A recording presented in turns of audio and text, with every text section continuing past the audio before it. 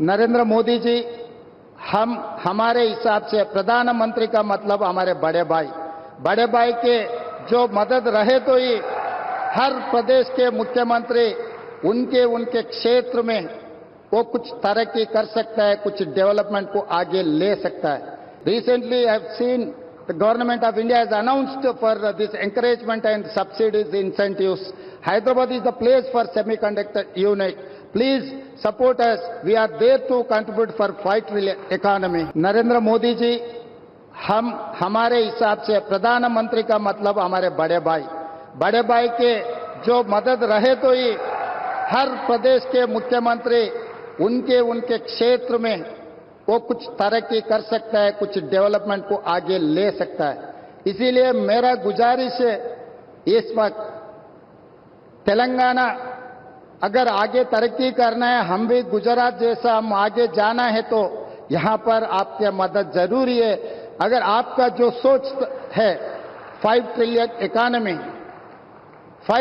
Economy हम reach होने के लिए इंडिया में 5 मेट्रोपॉलिटन सिटीज है, Delhi, Mumbai, Bangalore, Chennai, Hyderabad is one of the metropolitan city. We wanted to contribute your 5 trillion economy system, so please do support us. హాస్యాస్పదం ఏమంటే మమ్మల్ని ఒక మాట అన్నారు అధ్యక్ష. ఏమన్నారు ముఖ్యమంత్రి గారు? ఏమన్నారు అధ్యక్ష?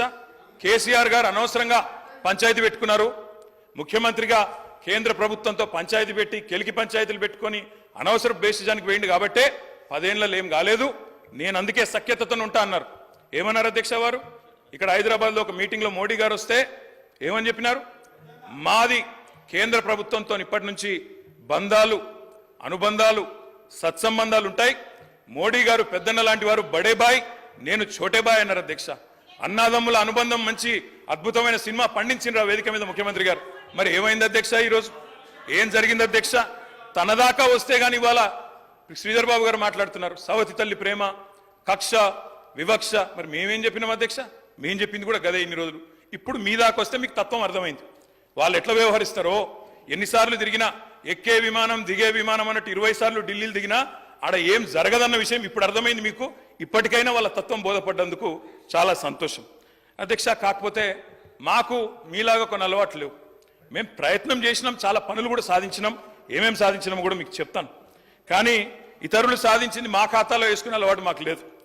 కేంద్ర ప్రభుత్వం, ఆనాడు రాష్ట్ర ప్రభుత్వం, మేమందరం కూడా కొట్లాడి ఎలివేటెడ్ కారిడార్లు, రక్షణ శాఖ భూములు, ఇవన్నీ మా ప్రభుత్వ హయాంలో వర్క్ జరిగితే కాగితం మీరున్నప్పుడు వస్తే మేము సాధించినామని గొప్పలు చెప్పుకున్నారు. పర్వాలేదు, ఏం పర్వాలేదు. మేము 30,000 ఉద్యోగాలు ఇస్తే మీరు ఇచ్చినారని చెప్పుకున్నారు, అది కూడా పర్వాలేదు. కానీ ఇప్పటికైనా తత్వం బోధపడిందేమో అని చెప్పి నేను భావిస్తా ఉన్నాను.